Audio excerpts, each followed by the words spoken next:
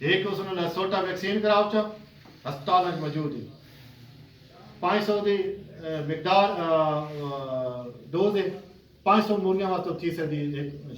wire इसी तरह 200 वाली हो सकती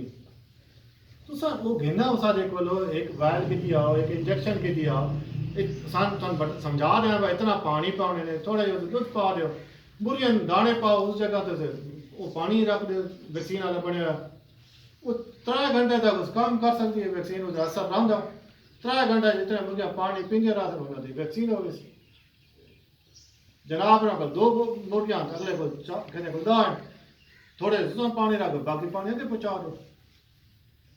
वैक्सीन वाला है वो सारे इलाके की वैक्सीन थी वैसे इस तो अलावा पेट के कीड़े वास्ते होंगे मुर्गियां ये उन्होंने मसला बनता अचानक मुंह च पानी गिरना या रंग उन्होंने मुंह का पीला हो जाना उस इलामत ज़्यादातर कीड़े पेट के कीड़े उसकी दवाई बड़ी सस्ती है पिपरासीन पाउडर है अस्पतालों की मिल रही है घनी पे तो इतनी ज़्यादा महंगी नहीं वो भी जिस तरह वैक्सीन देनी है उसी तरह किसी आटे मिला दो उसे टाइम वो भी दे दो वो मैं दसा पाने ना ये 2 बीमारियां ने मुर्गियां ने तीसरी बीमारी है उसका ना मैं इलाज कर सकना तुम आप इलाज कर सकते इस तो अलावा वो मुर्गियां नहीं मरदी तीसरी बीमारी वो बिल्ली वाली बिल्ली खा वने उससे महकमा कुछ नहीं कर सकता उसका पता है आप करो 2 बीमारियों का मेरे को इलाज बात ये मुसीबत है जो आसान है ना मंडी तो कोई भी जानवर आना अपना बेचन गए वापस आना उन्हें लैदा रखो क्योंकि मंडी मुख्तलिफ किस्म के जानवर आए होंगे जिन्हें कोरोना का है ना किसी मिला तो शुरू तो नहीं पता लगता कि बीमारी घिर जाए कुछ दिन बाद ही पता लगता ना हफ्ता 10 दिन बाद उसने हफ्ता 10 ही रखेगा अगर बीमार है तो सामने आ वैसे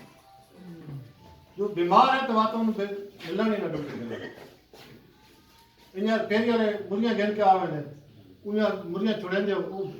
कैद बीमारी हो सारे अगले नहीं लागे उन थोड़ा रात गिन तो वो सब तो बेहतर थी वैसे हुन गल तुसें थके बैठे हो मैं गलता ही नहीं ते गल इतने खत्म करा तो बेहतर है वैसा नोते तुसा उनी कसम से बैठे नहीं मेरा असा ना थकते जिले सन किसी गल का जवाब मिलता पियो ना रिस्पांस मिलता पियो जेडे मकसद आसे मकसद हल होता पे तो सारी थकावट खत्म थी जाती सर जी जैसे जानवर का कह रहे हो मेरा किले मेरे को फोटो के जानवर बड़े वास्ते जरन जगह चाहिए माशाल्लाह सारी रात हमें रोंदी रही नहीं मैं खुली जगह ते छोड़ो नहीं ओ नहीं ठीक है नहीं ठीक है मैं कल याद है क्या था मैं कि यार असा जितने बंदे इकट्ठे करे ना आज मैंने कम अज कम 7 साल 5 साल तो इतने हो गए बाकी यूनिवर्सिटी पढ़ाता रहा गैस तो पहले मैं कि यार जी जगह देवे ना 100 बंदा बैठा 50 बैठा मैंने को आज तक ये जो कोई मैं असा सोचेंगे ही ना पूरा यकीन होता कि कह इतना सारे नाल पूछना नहीं कोई जी गल कोई फायदा हो कोई टेक्निकल सवाल ना इन्हें देना चाहना ना इन्हें कहना असा 2-4 गल् अपने तौर पर कर रहे उन्हें कोई नहीं करनी क्योंकि सारी दिलचस्पी को नहीं हूँ जो सारे शौकीन हजरात आने ना मैं थोड़े जवाब तक आसा उस पहले जेडे ये परिंदे के शौकीन हो गए मुर्गियों के शौकीन हो खास तौर पर मेरे इलाके ही असीलों वाला वो असीलों वाले मुर्गियों वाले इस अलावा जेडे जर्मन शेफर्ड इस किस्म के कुत्ते रखने वाले शौकीन घोड़े रखने वाले उन्होंने यकीन करो कि सानू एक किस्म का ना मैं सरैकी चाहता वक्ता पा देंगे क्यों उन्होंने सवाल ही वो जो होंगे उन्होंने कोई जैसा दवाई डॉक्टर कहता था की बड़ा इस तरह इतने दिन की बड़ा इस तो अगली दवाई डालो एक खुराक ही नहीं इस तरह की बड़ा इस तो अगली कोई गल करो उन्होंने समझाना करना मुश्किल होता क्यों वो इस मोबाइल तो सारा इंटरनेट तो अपनी वो बीमारियां वो हर चीज़ पढ़ी होते उन्होंने शौक होता वो पता नहीं किस जगह तक दोस्त शौकीन है अपने लोगों नाल उन्होंने राबता होता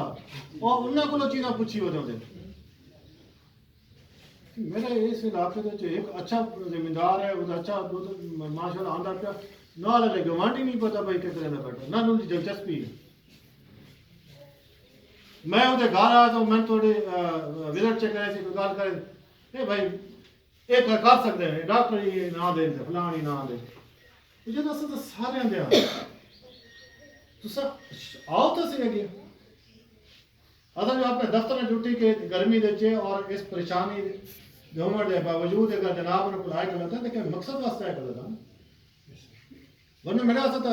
ये पता था दफ्तर में बैठे सारी तनख्वाह तो नहीं चलती रहे इंशाल्लाह रोला माफ करे बहुत ज़्यादा मसला आया पिछले इस वजह तो कोई मजदूरी काट के देने थे वो काट के दे ज़्यादा करे तनख्वाह न वजह से हालात ख़राब ज़्यादा थी ये कोई चीज़ है ना इससे ज़्यादा तो मेरे ख्याल नहीं कोई परेशानी इतनी जल्दी बढ़ाना ली लेकिन इस सारी चीज़ा सारा कारण मकसद है कि जब तक असा अपने नस्लान अपनी चीज़ों बेहतर ना करेंगे